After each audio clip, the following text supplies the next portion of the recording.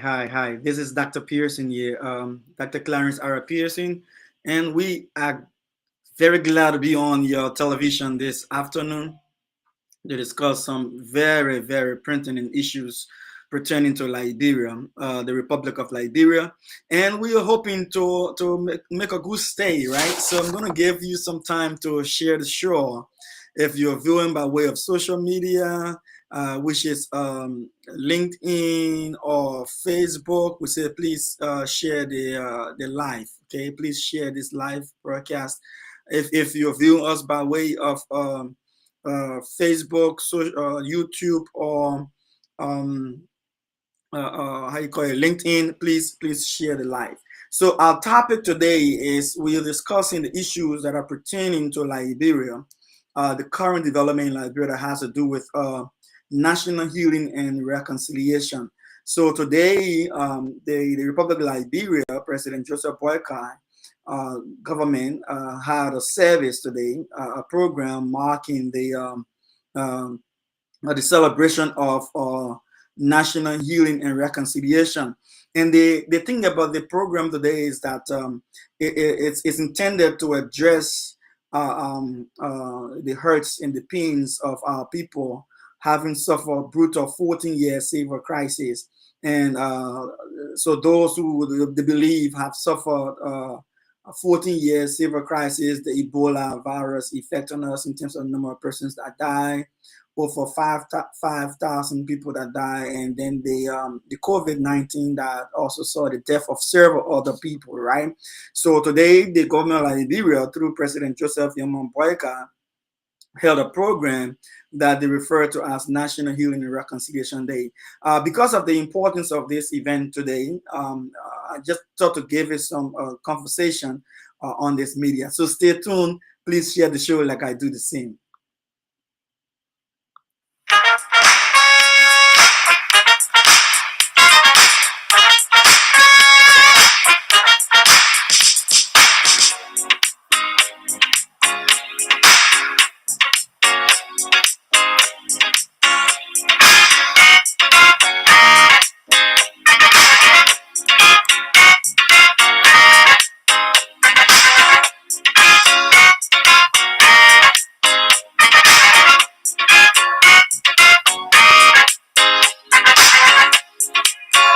It's not easy to carry on. I know you've been trying so very hard, but you got to be strong if you wanna survive. You could be a rich man, you may be a poor man. We are just the same. One life, one blood. Sometimes it gets so hard for you. You even want to kill yourself. Don't give up, don't give up, don't give up. All there is life, there's got to be hope. Oh. Keep on trying. One day, keep on trying. It's gonna be better. Keep on trying. Keep on trying.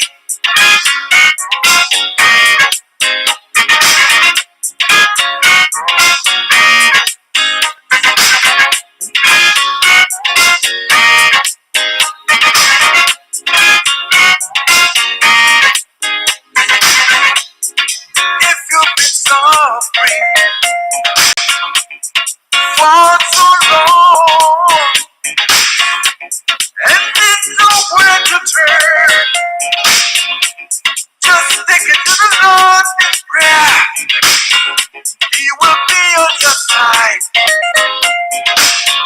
and you're never gonna fall. You've been hurt so many times. You've been let down by all your friends, but don't lose your mind. Keep trying so hard. Some pretend they love you when you have, but when your child will laugh at you, don't give up, don't give up, don't give up. As long there is life, there's got to be hope. Oh, keep on trying forever and ever. Keep on trying, don't give up. Keep on trying, Bible. Oh, keep on trying, no matter how hard it may be. Keep on trying, there's no easy way. Keep on trying.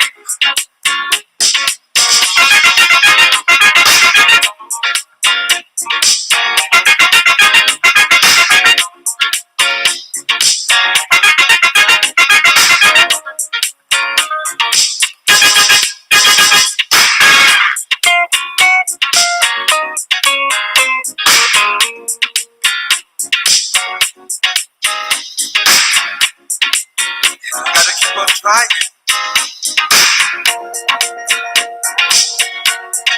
Keep on trying. Keep on trying. Keep on trying. Keep on trying. Keep on trying. Hi. Look, if you are my age, then you know that you know that song. We danced to this song in Liberia right before the civil crisis with Zach and Jiba. We danced to this song so many days, so many nights. We danced to this song. Liberia was we referred to Liberia back in the day, the sweet land of liberty. It was a difficult nation for a long time, but Liberia remains a country dear to the heart of so many other people, right? So today, let us talk about the events that are happening in Liberia.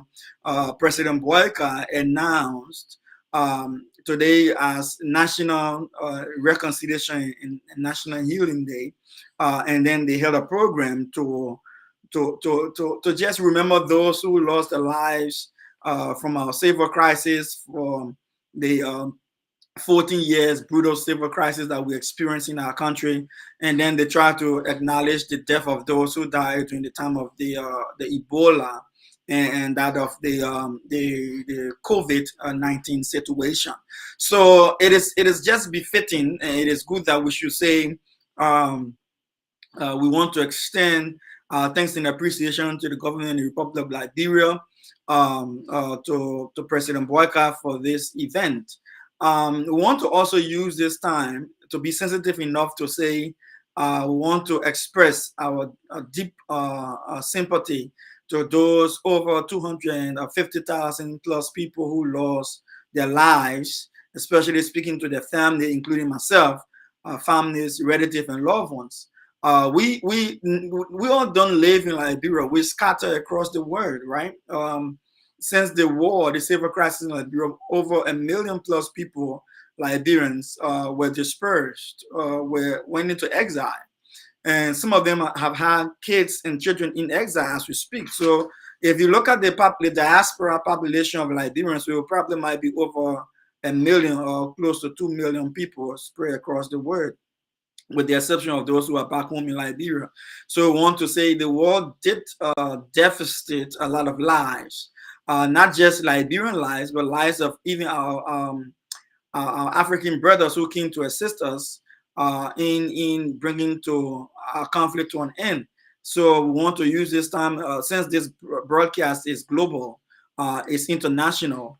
If anyone come across this broadcast and you are from Nigeria, Sierra Leone, Guinea, Ghana, Burkina Faso, and other places, people who committed troops to Liberia during our civil crisis, we want to say thank you. Senegal and other places, we want to say thank you for your service to our country, and for and our deepest condolences for those who lost their lives trying to bring some level of sanity to our country during our time of brutal civil crisis.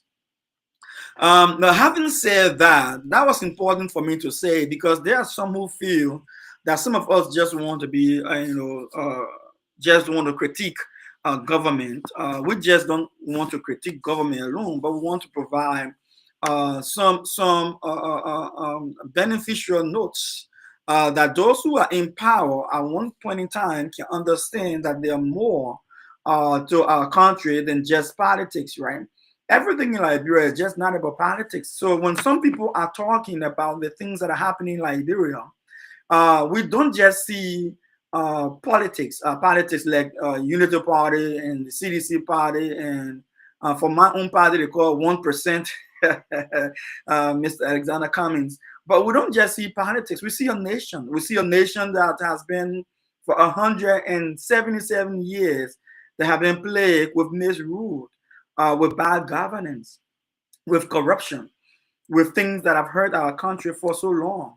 So we want to talk to those things, and when people are trying to contribute towards our healing process, our reconciliatory process in a nation, we want to add our voice because we want it to be genuine. All right, we don't just want it to be a political scam or say just another activity that we do for political reasons, score some political points, score some political scores, and then we move on with life. You know, that a country is more than just the body politics of the country. The country comprises of people. Liberia, we are more than 5 million people, right? And I think we're hitting to close 6 million plus people. So there are a lot of people whose lives are impacted in a very serious way over how things are happening in the country.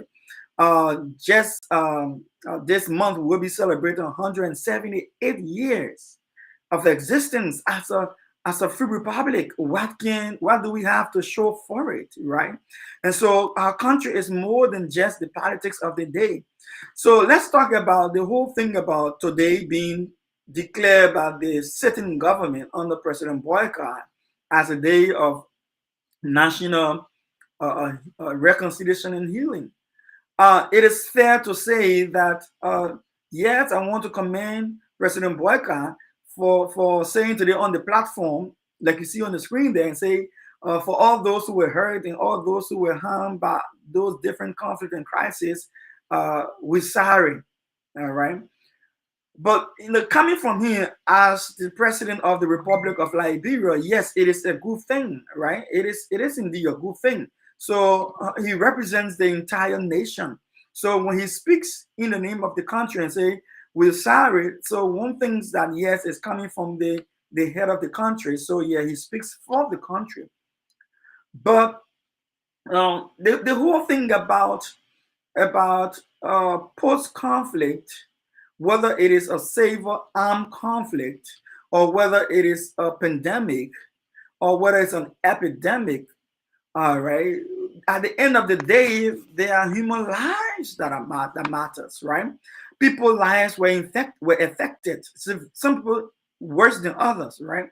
And I'm going to tell people, don't try to measure pain, people's pain. Don't try to generalize people's suffering, right?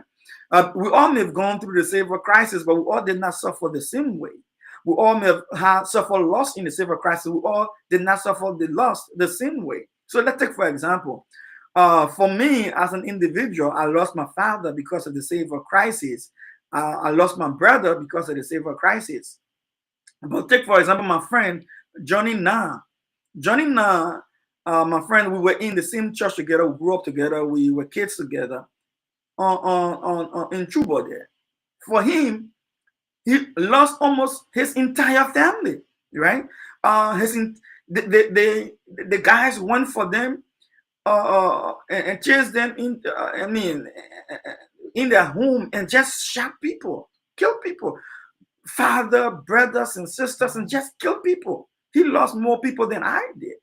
So you cannot measure or try to generalize the hurt of the Liberian people. Some things we cannot just say. Like you cannot say, and everybody responsible for the war. Everybody contributed to the war. Everybody have pains because of the war.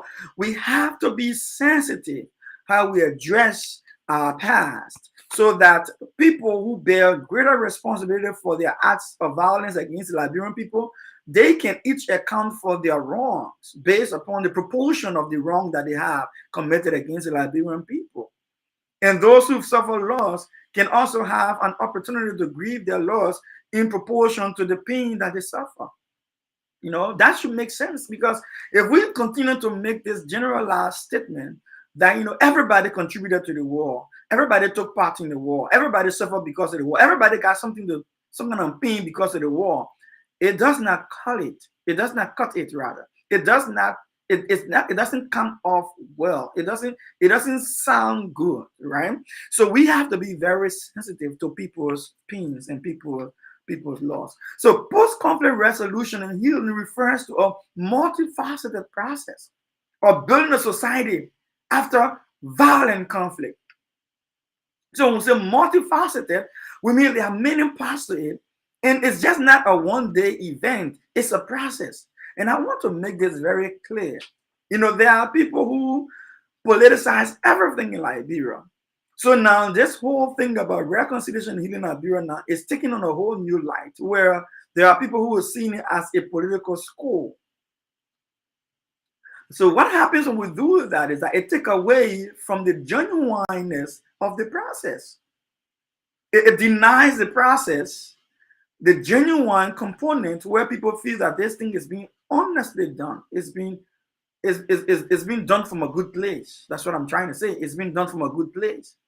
So even if President Boykan's intention is from a good place, his propagandists, those who are trying to use this for political gain, will make it to come off in the wrong light.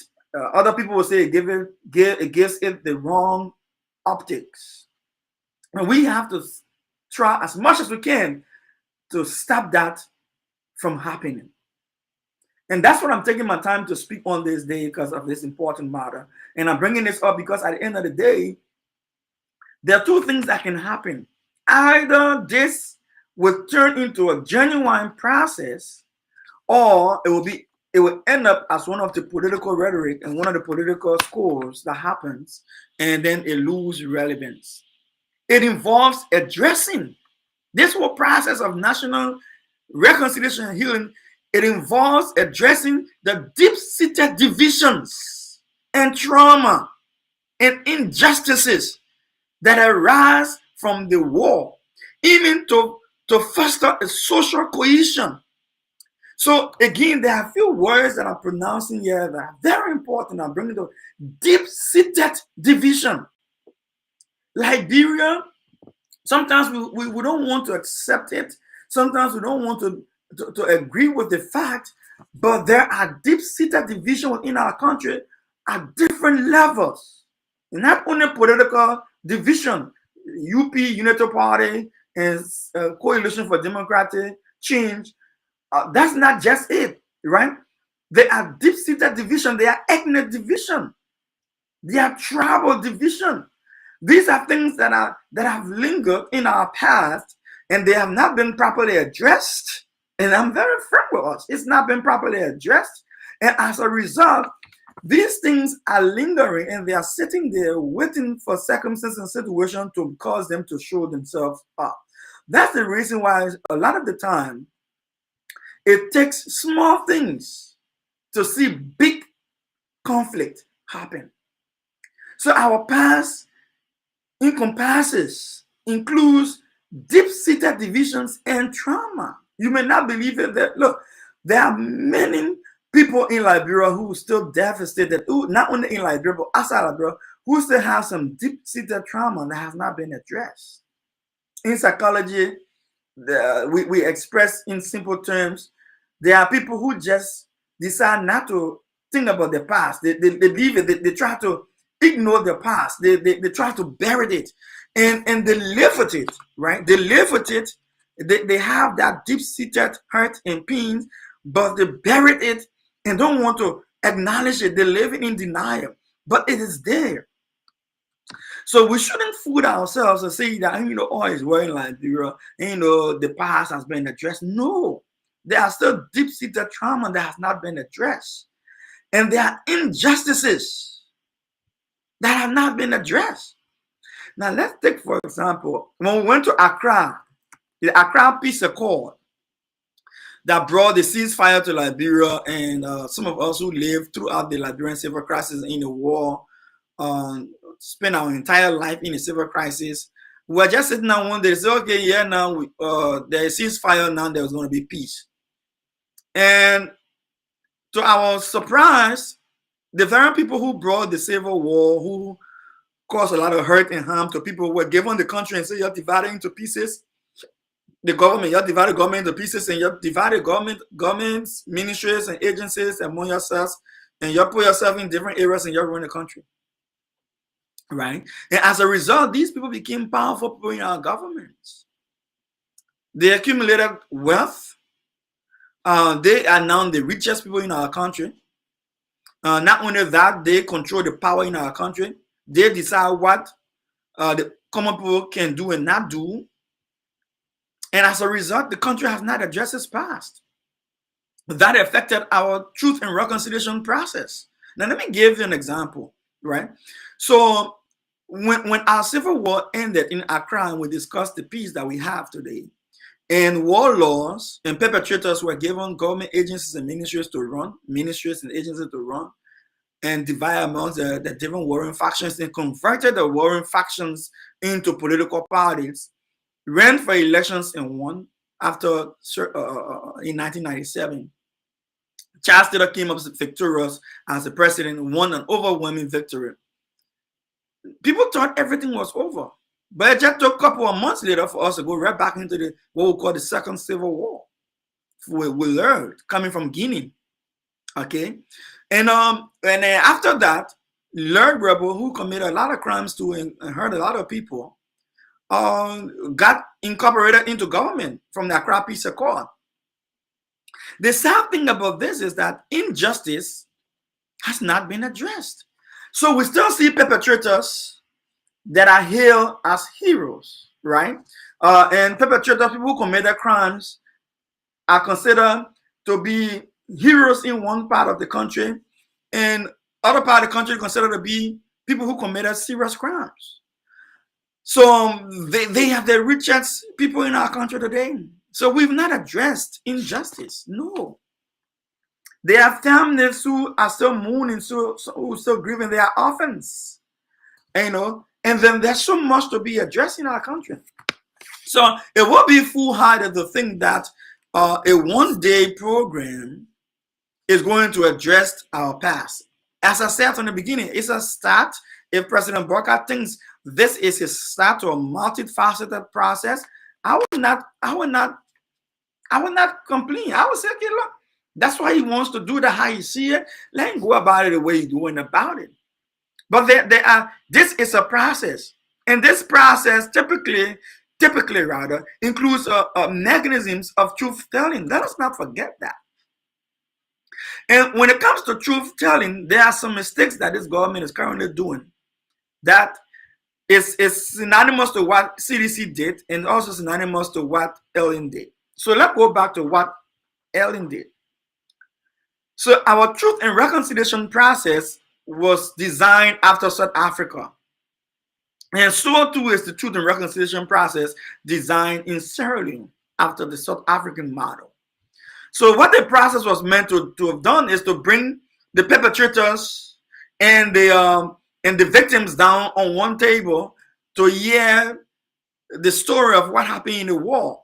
And then the perpetrators, or those who committed crimes, will be able to say, I'm sorry to the Liberian people. I'm sorry to the victims.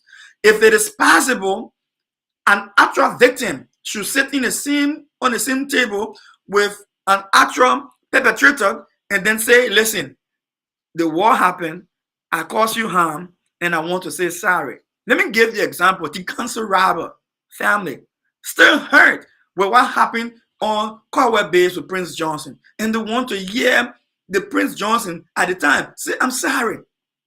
But no, Prince Johnson came up and testified in the TRC and went so far as called himself a hero of the people of Nimba. Yeah, I agree. To the people of Nimba, he is probably their hero. I don't argue with that. But I refuse to agree that to the Council Robber and his son, the Prince Johnson, is a hero. So there had to have been a point where Prince Johnson would stop and would pause and say, listen, yes, I may feel like I'm a hero to Nimbayans, but I want to say to the council robbers and others that I've hurt in the process, I want to say I am sorry for what I did.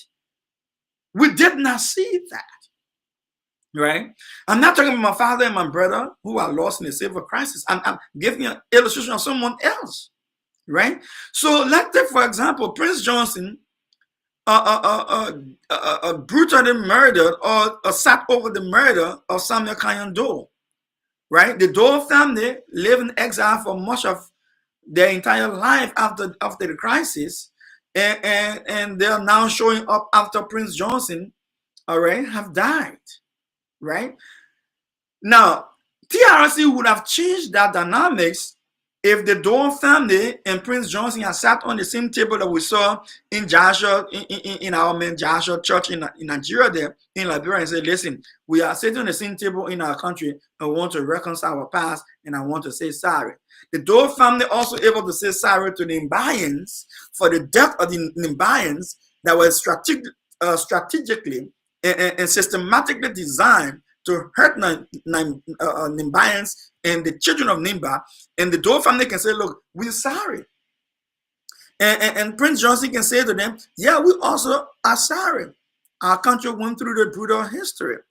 Now, the Dole family could sit with the families of the 30 men that were killed on the pole and say, listen, we may not have been the one who telling our father to have done this, but our father acted, and it is our family's name. And we want to sit on this table, and we want to say to the people of Nimba, you know, as the Doles, Nancy Dole, peace be to her ashes, all her children, and say, no, we want to sit on the same table and say, look, we are sorry for what our family did.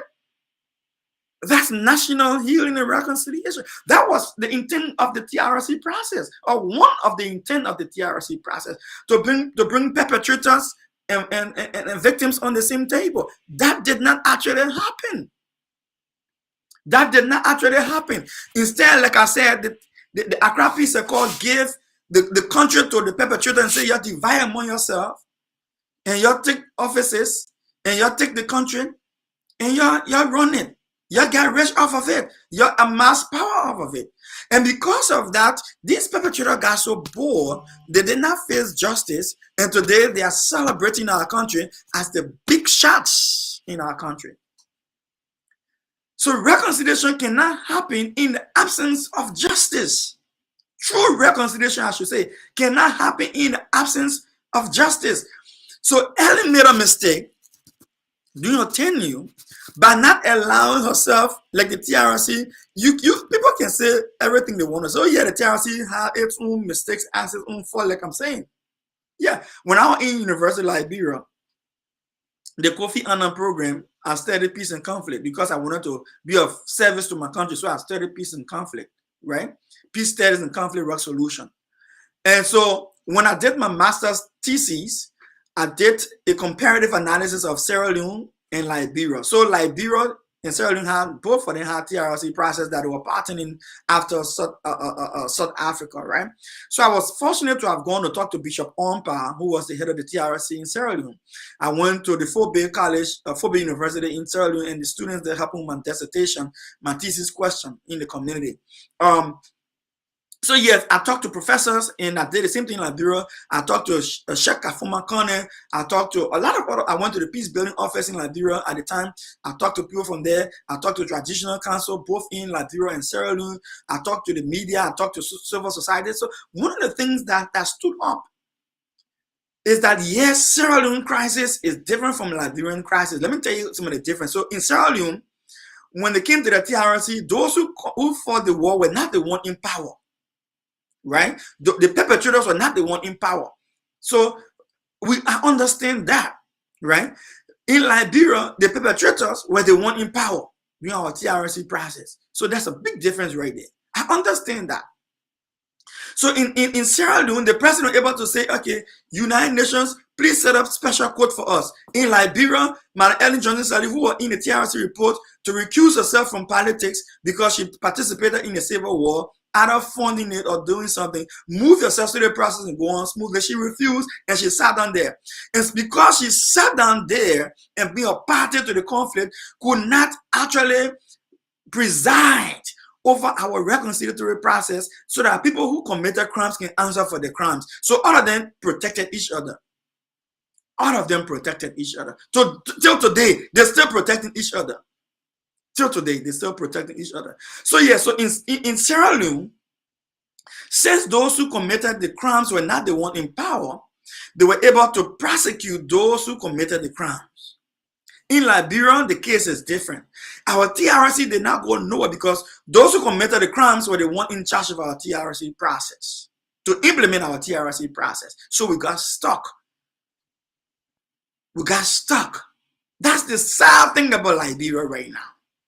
That's the sad thing about Liberia. Another thing that is sad about Liberia is that so the victims get to live with the perpetrators.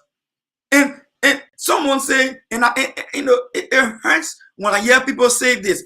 And you can pass the crime of the children and of the parents to their children, but yet the parents pass the wealth, the ill-gotten wealth that they got as a result of the hurt and the pain they caused Liberian people to their children. Now, are you telling me that the suffering people of Liberia got the same amount of wealth like the people who caused the suffering in Liberia? No. So if they can benefit from the wealth of those who caused the suffering in Liberia, why can't they take responsibility for the pains that the parents share in the lives of the Liberian people? Why do we shy away from making that analysis? Oh yeah, the sins of the parents are not transferable to the children. I agree if you want to speak theology, but moral accountability will require you to accept the fact that just as you are equally able to benefit from the wealth of your parents who caused mayhem in our country, you should be able to say and bear the responsibility of the hurt they caused to the people and say, I am sorry, for true reconciliation and healing to take place. And those who are actually responsible for the war should be able to be held to account. To be held to account. So yeah, so listen, I will say this. There has to be a mechanism for truth telling. Let me say this again about it. So yeah, so the TRC in Sierra Leone, just so I conclude on that, they went through the process. I asked Bishop Ompa, the man who presided over TRC. I said, how is it you people were able to prosecute Sir Inga Noma? Sir Inga Noma in Sierra Leone was the general who helped to restore order in Freetown when RUF took over Freetown. Sir Inga Noma was the general who had militia forces that helped to bring the president back from on sea on the British boat back to Freetown to preside over the country, because he flushed the RUF rebels out of the capital Freetown. But his forces committed crimes in Freetown while doing that. And because his forces committed crime in Freetown while even though he was hailed as a hero to Sierra Leoneans for driving the rebels from the capital, he was still prosecuted for the crimes committed by his men. He was prosecuted for the crimes committed by his men. So that tells you that true reconciliation has to involve justice. So why is Sierra Leone enjoying, a better portion of the TRC process than Liberia? Because the perpetrators in Liberia are the ones who benefited from the process. In Sierra Leone, no, the perpetrators answer for their crimes. So Liberia is in a very difficult place, man. Look, Liberia is in a very difficult place, and it is regrettable. It is very, very regrettable. So besides that technical detail that is hurting Liberia that I just brought up, truth telling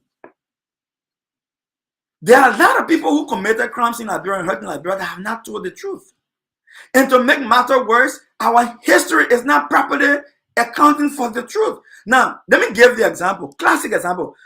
Under George Manneh Weah, they shy away from implementing the TRC process that got stalled under Manuel Ellen Johnson for 12 years. What that did, it created a situation where people who had living knowledge about the war had all died right now. Because, you know, to Ellen 12 years, if you add Joseph Boakai, if you add George Weah, says here there that 18 years. Within that scope of 18 years, we've lost people who've died, warlords and things who've died, who could have given testimonies to the crimes committed against our people. That would speak to our history. The history is lost because George Manneh Weah, former president, refused to implement the Truth and Reconciliation Commission recommendation for the War and Economic Crimes Code. We've lost some important data. Fast forward to Joseph Boakai. Yeah, we have done a good deal by making an executive order to establish the War and Economic Crimes Code. War and Economic Crimes Code is not established by executive order. It has to be by an act of the legislature. So why haven't us gotten a law right now for the establishment of this code? Why is it taking so long? There are so many models out there. You don't have to reinvent the wheels. There are so many models out there that you can use. There are so many templates. There are so many templates out there that you can use. There are so many experts out there who can just be a consultancy project within the next 4 weeks or 6 weeks. They give you a full law for the establishment of a War and Economic Crimes Court. A full bill for the legislature to pass. So either this is just a political a game that is being played, or we're not just serious about justice. You know, in this whole process of national reconciliation and healing, restorative justice is a good thing, but retributive justice is also a good thing. Restorative justice is the one who say, oh, you know, I'm sorry, forgive me. And say, yeah, go. We forgive you, go.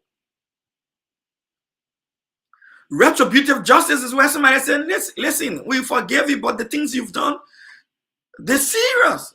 We cannot just let it go. You got to answer for those things you've done, so that our children and our children after you will not see the same thing yet and do it again. So if our government is serious about reconciliation and healing, national reconciliation and healing, why haven't we seen a bill going to the House of Representatives or the Senate or the legislature to ensure that we get that bill up and running right now, on which the international community can come and help us? And the thing about the bill is that the bill brings within it the proper funding that we need to implement it. Or are we waiting for all of the warlords to die before we pass it, and then we still going? And then who are we going to prosecute when all the warlords and all the people who committed the crimes are dead and gone, or can barely stand up on their two legs? Barely stand on their 2 legs to answer for their crimes. Who? So are we really sincere about this thing? Are we really genuine about this thing? It's a serious question. Are we sincere? Are we? That's an honest question that must be asked. Are we sincere about this thing? Are we? Right? Prince Johnson is dead. Alhaji GV Nkrumah is dead. I think George Bodie, is dead. So all of the major warlords and things, they are dead. They are gone. So who are we going to hold accountable for crimes committed against the Liberian people? Who are we going to bring to court? Of course, Bob Nigger is going to say he was a child soldier. He was conscripted beyond his reason to make a sound decision. So he didn't know what he was doing. He was used. He was a victim. Of course, yeah, the Bible said, I was a minor, and I was conscripted into the war, and I committed this. I fought this war. I didn't know what I was doing. I was smart. I was on drugs. Why would you say to the kind of thing? They are both perpetrators and victims. They will make those claims. But then the people who actually brought the civil conflict and brought the war and caused mayhem in the lives of people are the richest people. They've now died and they leave their wealth with their children. And then we are supposed to agree that we are doing reconciliation and healing, and bygone is now bygone, and the children are rich. And when you're having programs like this, we see their children, we see your rich people, and we don't see the people who actually died, their children. People who actually die, we don't see their children. Let me, I'm one of those.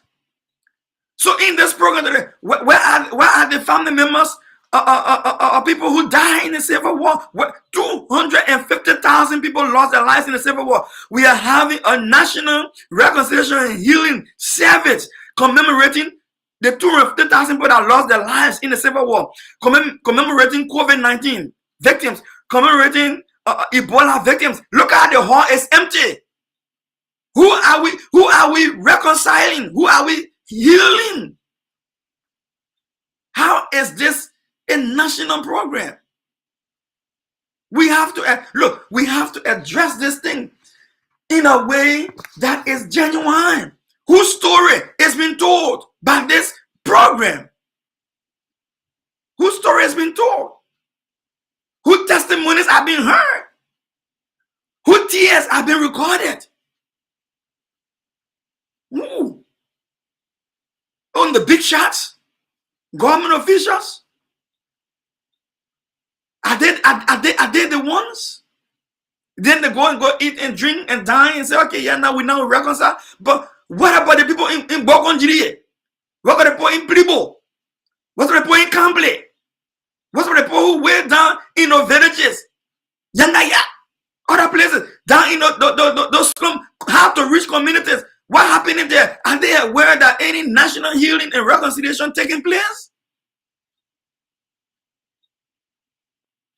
Are we doing this simultaneously across the country? Is this program,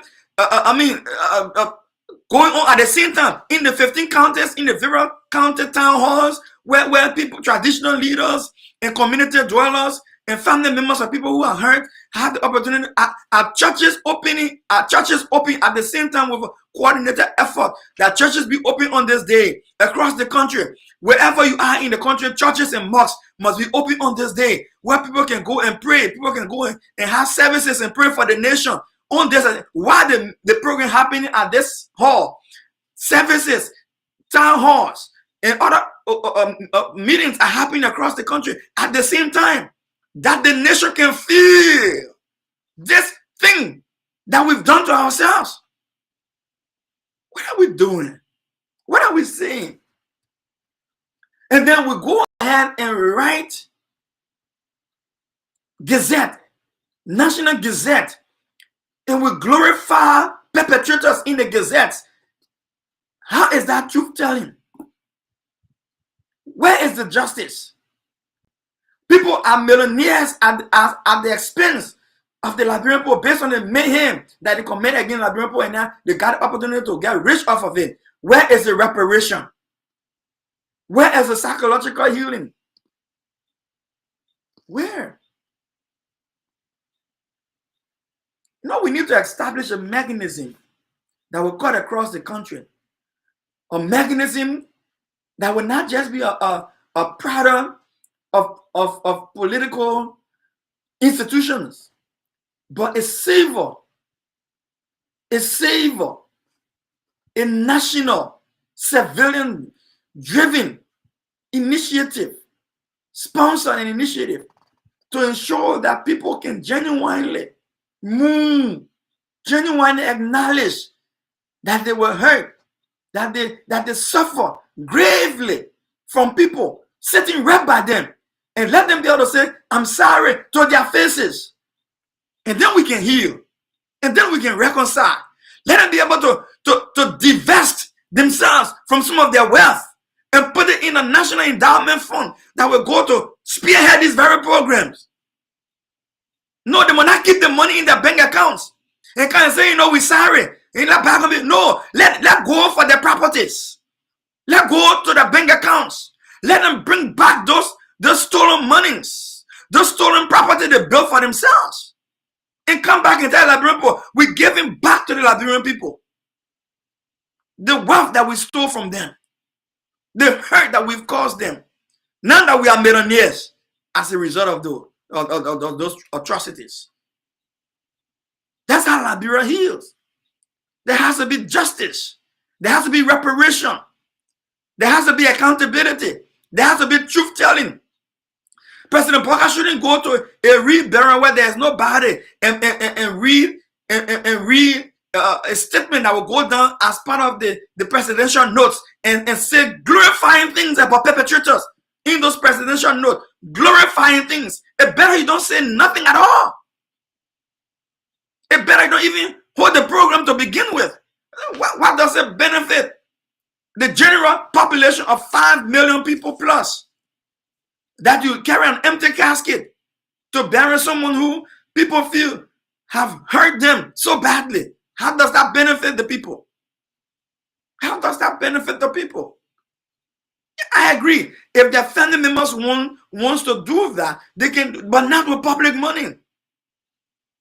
Not with public money. Yes, the president can go and sit there and identify with them and give them some presidential affiliation, but not take our presidential pen, and write a gazette and glorify the perpetrators without mentioning the crimes they perpetrated against Liberian people. That is going down into history as a presidential note.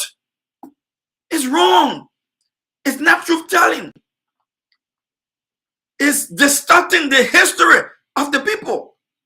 It's telling my little son, it is telling my daughter that you can go and do the same thing, and we'll take the presidential pen and we'll write you a story that you are a hero on our pen.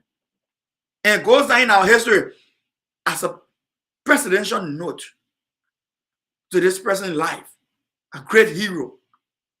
No, yes, I agree. Some things were done well, some things were done wrong. If you want to do history, you have to write the wrong as well as you have to right the wrongs. Yes, thank you for joining me. I'm Reverend Dr. Pearson, and it's a pleasure having you on my live today. And I'm just talking about the things and the pains that we have gone through. And now that we want to do genuine reconciliation and healing, we got to do it right. We have to do it right. And we have to do it right. Welcome to the melting pot. I'm going to play this song one more time. Keep on trying.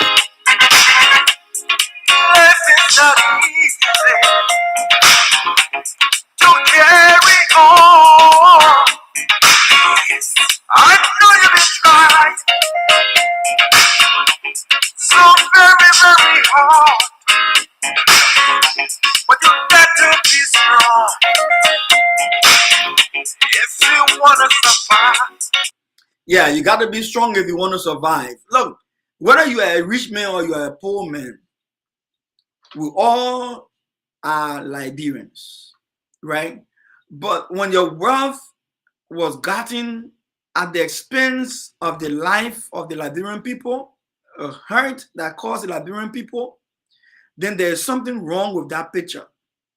And that to address our past is to acknowledge the wrong that we've done to the Liberian people, not in words only, but in accounting for those wrongs. So if we're serious about the Truth and Reconciliation Commission, why isn't it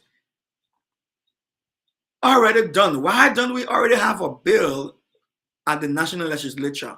Why haven't we? Why is it taking this long to to a simple bill. And like I said, there's so much model out there. We're not the first people. No, we're not the first people. Sierra Leone right by us there. They did the same thing. They had a special court. All right. They got professional people who can sit on the consultancy for about 4 to 6 weeks and can come up with a full legislation,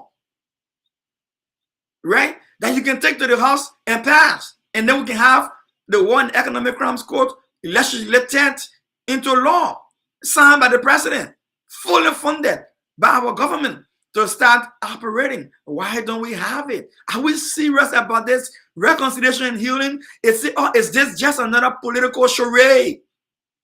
Is this just another political charade? So don't forget, from the beginning of this show, I did mention that, yeah, I applaud what the president is doing to hold a service. But when I look in the service, I don't see the victims. I see mostly perpetrators. I see the few people who got the money in the country. I don't see the suffering masses.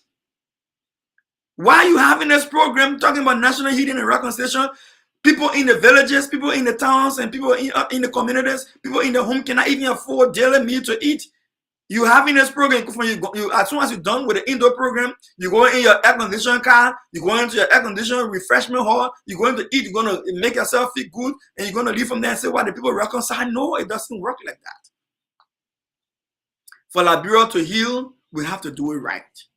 I commend what the president is attempting to do, but there is more to be desired. And when I say there's more to be desired, I'm not talking about just the political masking of the situation. No, talking about the actual work put into it. So in conclusion, let me say this. If the president is serious about war and economic crimes code, by now there should have been a bill in the House of Representatives or the Senate that is ensuring that they are passing it right now to make sure this thing is official with the support of the United Nations.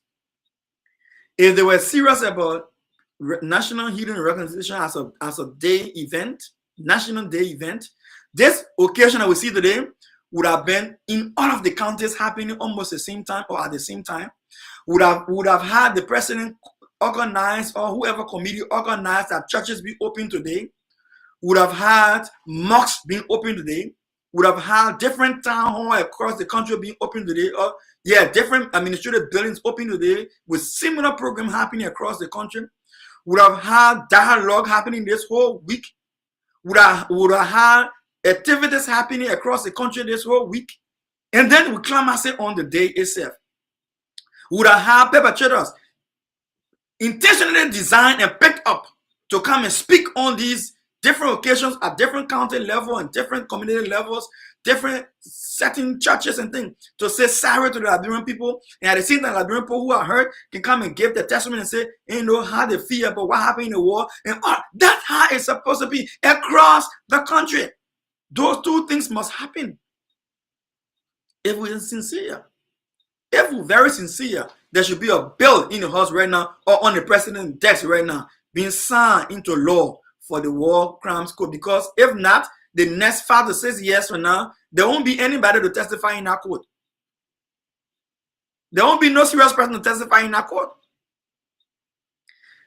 If we do not allow perpetrators to pay for the crimes that they have committed against us, a genuine healing and reconciliation will just be a talking shop by few politicians who want to score political score.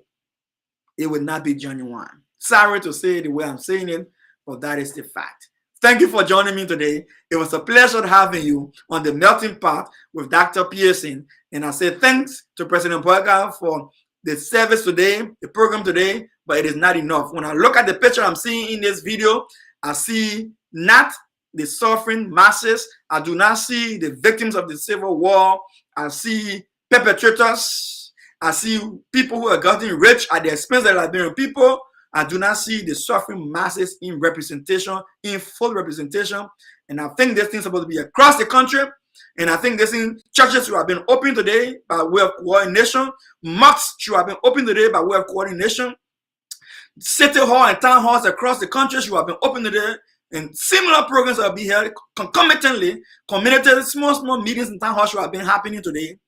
Proper awareness education should have happened this whole week, and we should have done this in a national way, and not a small room of privileged people having fun time and merry making and just the 1%. God bless Liberia. God save Liberia. I look forward to seeing Liberia become a place of peace and reconciliation, and Mama Liberia can once more genuinely heal, not politically heal, like with using paracetamol for all illness. It does not work. Liberia now has a political paracetamol, and it is not working for us. We need to go back and do it right. God bless you.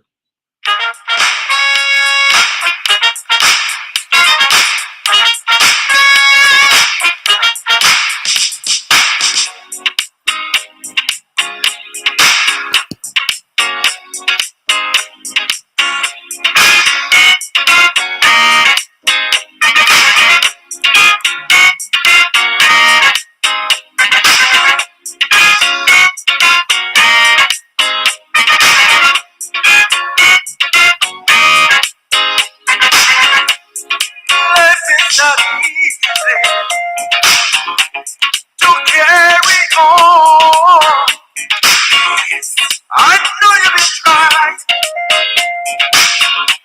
so very, very hard, but you got to be strong if you wanna survive. You could be a rich man, you may be a poor man.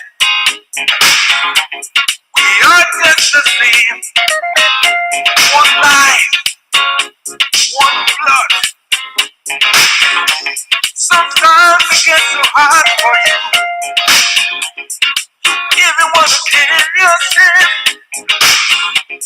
Don't give up, don't give up, don't give up. As long as there is life, there's got to be hope.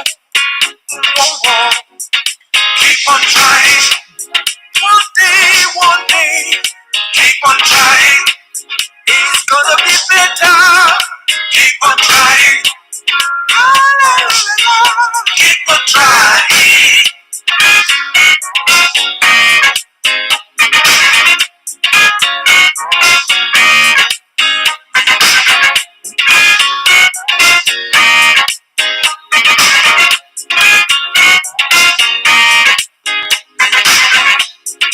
If you've been suffering for so long and there's nowhere to turn, just take it to the Lord in prayer. He will be on your side, and you're never gonna fall. You've been hurt so many times. You've been let down by all your friends, but don't lose your mind. Keep trying so hard. Some pretend they love you when you had, but when you're down they laugh at you. Don't give up, don't give up, don't give up. As long as there is life, there's got to be hope. Keep on trying, forever and ever. Keep on trying, don't give up. Keep on trying, Bible. Keep on trying, no matter how hard it may be. Keep on trying, there's no easy way. Keep on trying.